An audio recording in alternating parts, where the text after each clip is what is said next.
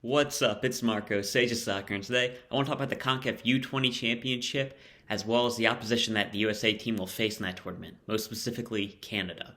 So now, if you did not know about the Concacaf Championship, it's the upcoming tournament in the summer with the 2003 age group. It's not actually U20, it's called U20 because it's qualifiers for both the U20 World Cup coming up in 2023 minus 20, 2003. That's why the age group is like that, and more importantly, the Olympics. So now, in order to qualify for the Olympics, we have to reach the final of the tournament.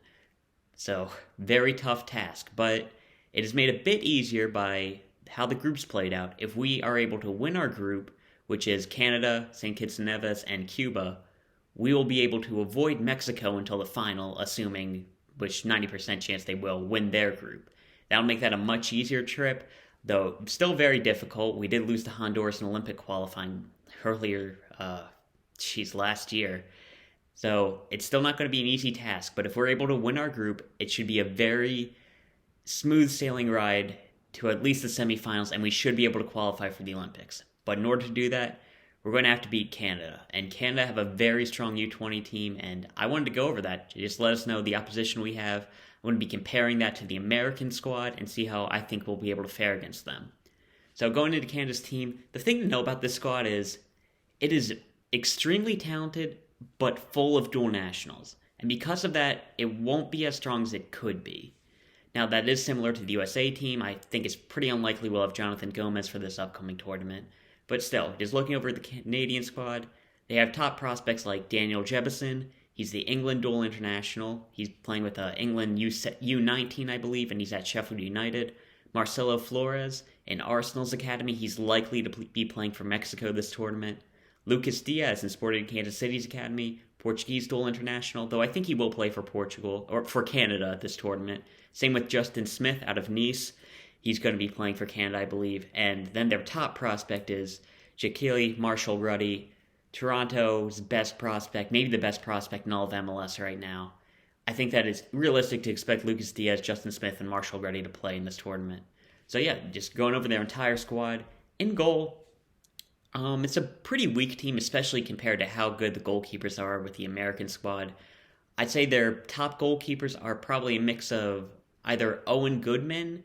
He's a top prospect in Crystal Palace's academy.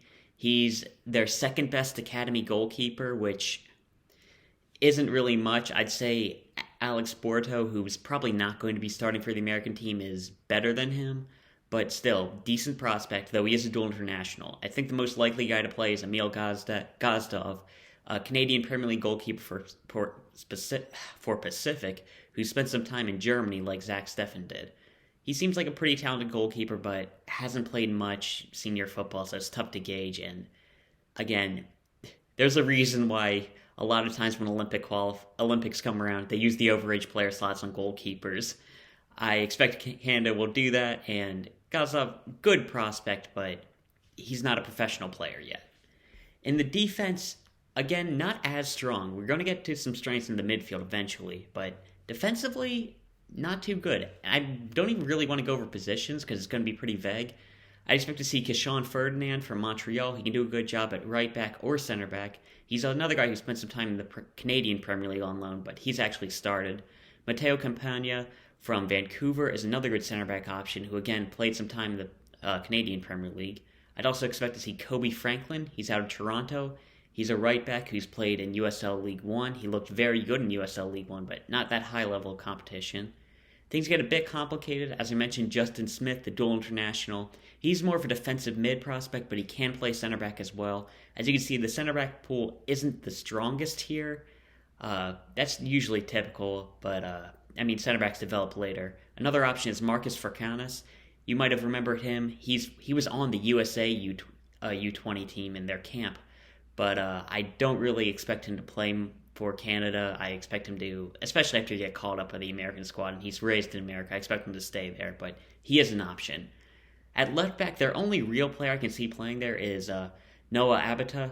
He's a youth player in the Lazio system. He may be their best option. He can play on both sides, but their left back options aren't very strong. Aside from him, it's probably a 2005 player.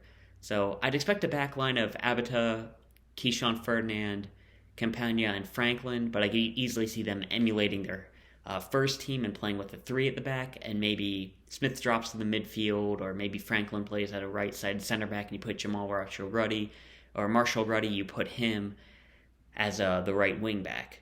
But defensively, not the strongest team, and I do feel like there are some weaknesses that the USA squad can exploit. Midfield, however, is pretty strong. As mentioned before, Justin Smith, the 6 out of Nice, pretty strong player. He's been getting on their bench. I expect him to get some time in the cup games. I don't think he has, but still, very highly viewed prospect. French dual international, but I think he'll be able to play. I expect him to start for this Canadian team. Another guy in the midfield is Rida Zouhir.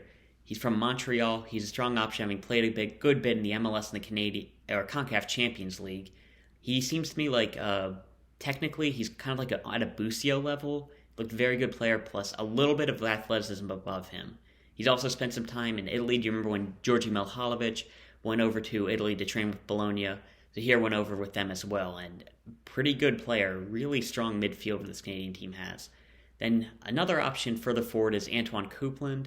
He recently signed for a team in Croatia. He's very good technically, but from what I've seen, he's not really ready physically yet, and I don't expect him to start. Lucas Diaz is a very good prospect in the attacking midfield. I mentioned him before, dual international with Portugal. He's been playing in Sporting 2 over in Portugal, and he's one of Canada's most creative players. He was looking very good for them in Olympic qualifying. And remember, he would have been like 17 then, and we had guys like Jackson Ewell who are 24 in our squad. So he's definitely able to make an impact and a very good option for Canada, and their midfield looks very strong. Then obviously they have Marcelo Flores there as well.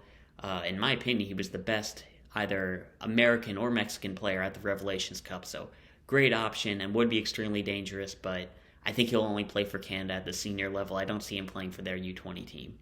So yeah, very dangerous midfield. I expect to see Smith at the 6 with Zouhir and Diaz ahead of him, but should Smith be dropped into the defense, maybe you play Coupland aside Zouhir, maybe Diaz, but a bit of lack of depth at that 6 position, though America has that problem as well, but still, very good midfield in my opinion. Wing is another dangerous position for Canada.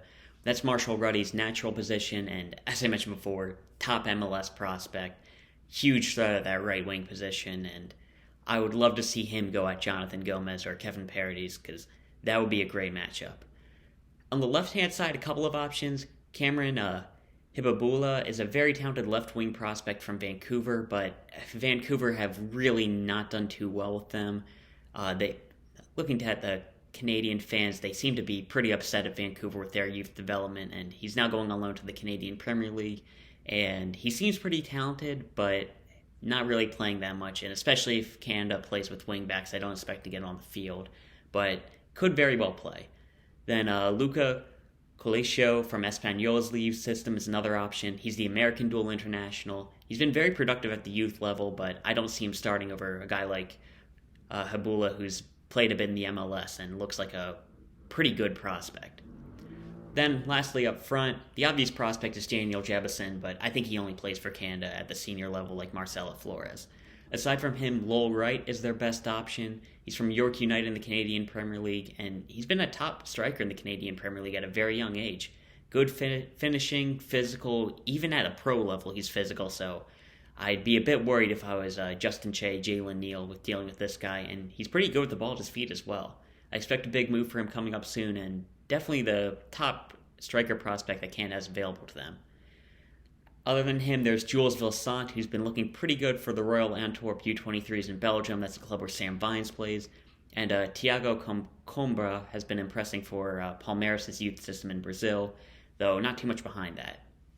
So comparing them to the American team, I think the players that they'll likely have is Gazdov in goal, a back four of Kobe Franklin at right back, Campagna, Keesean Ferdinand, and Noah Abatneh at left back. Then ahead of them, probably Justin Smith, Zouhir, and Lucas Diaz, with Marshall-Rutty on one wing, Habibullah on the other, and Lowell Wright up top. Compared to an American team, which I'm not giving my U20 team like what I'd prefer right now, but let's say Gomez, Slonina, Pepe, they're probably not going to be there. So let's say a team of either Brady, Dusnop, or Alex Borto in goal. Kevin Parady's at left back, Justin Che at right back with Jalen Neal, Kobe Henry at the center back position. Maybe Obed Vargas at the 6 with Moses Nyman, Caden Clark as dualies ahead of them. Paxton Aronson, Dante Sealy, and Cade Cowell up top. That's probably not the team that they'll throw, but I think it's a decent enough guess. For those teams, I think the likely U.S. men's national team have a big advantage. The Canadian squad have a pretty weak defense, especially when compared to the American one. They really want to get that Marcus Furcanis guy, and Jalen Neal's rated higher at LA Galaxy. Kobe Henry's been looking very good. Hopefully Justin Che would be playing in that defensive role. Honestly, just looking at it again, I'd probably have Justin Che play that right side center back and put Mauricio Cuevas on the other wing. And I really think that USA team has the advantage, even though maybe Canada could sit back. I mean, Cade Cowell hasn't been scoring too much for the U20 team, and maybe Dante Sealy has an off day, and goals are hard to come by, and they can sit deep. I don't even think that they really have the strength to punish them offensively. I really feel like the USA team has the advantage, and a big part of that as well is Canada hasn't had no youth camps recently. I don't think any since the pandemic started. So remember how the USA team played the Revelations Cup where they clearly were discombobulated, didn't know each other? Until Canada has a youth camp, which they could. They have one scheduled for March, but I'm not too sure if it even ends up happening. The last few ones have been canceled. So until that happens, the USA team has a big advantage in terms of chemistry. And as well, their coach is not John Hardman. From what I've seen from Canadian fans, their youth coach is not really highly rated, and I'd actually put Mickey Varas ahead of him. So that's another big advantage for the USA team. So I think Canada has a very good team, but with the likely guys that they have available to them, I think USA will be able to get through them, and I think USA have a very good chance of qualifying for the Olympics. But just for fun, I kind of wanted to go over what the full-strength teams would look like. So this is including all dual nationals available for both teams, just their best 2003s available. So let's say for USA, Slonina in net, Justin Che, Jalen Neal at center back, Mauricio Cuevas, Jonathan Gomez at fullback. I like our center midfield of Vargas, Nyman, and Caden Clark. Paxton Aronson on one wing, Kevin Parady, he plays pretty well in an inverted right winger, and then Ricardo Pepi up top. Compare that to either Goodman or Gazdov in net for Canada. I'd say it'd probably be a back five at that point with Noah Abatneh wing back alongside Jahkeele Marshall-Rutty, Ferdinand, Campagna, and Furcanis at the center back role. Smith and Zouhir ahead of them as the two defensive midfielders. And let's say Lucas Diaz, Marcelo Flores, and Daniel Jebbison up top. Now this one's a lot tougher because with that back five, I feel like they'll be able to sit and absorb a lot more pressure. And Marshall-Rutty, he's very dangerous on counterattacks. Then Jebbison, somebody who can actually finish and will be a huge threat to the American team. And even with adding Jonathan Gomez, Gabriel Slonina, they don't really help the defense that much. Gomez is very good going forward, but I wouldn't say too much of an upgrade defensively. And Slonina is really good for his being well-rounded, playing with his feet. I wouldn't put him that much above the other goalkeepers we have at pure shot stopping. But despite that, I really find it hard to see I find it hard to see Pepi not scoring. And it could be a really fun game, but again, have the U.S. men's national team winning. Even talent-wise, you could argue, but I feel like Ricardo Pepi, Jonathan Gomez, Slonina, Che, Nyman, like Clark, Aronson, there are too many really good prospects on the American team. And with Canada, again, as I mentioned, U20 coach is no John Hardman. So I feel like the USA squad end up winning this game, and I hope you have a better feel for the opposition that we're going to be facing. I wouldn't worry too much about Cuba or St. Kitts and Nevis. Not too many threats there, but that's all I really have to talk about. Hopefully we can qualify for the Olympics, and I'm looking forward to these games. It's going to be fun to watch. That's all I'll talk about right now. See ya.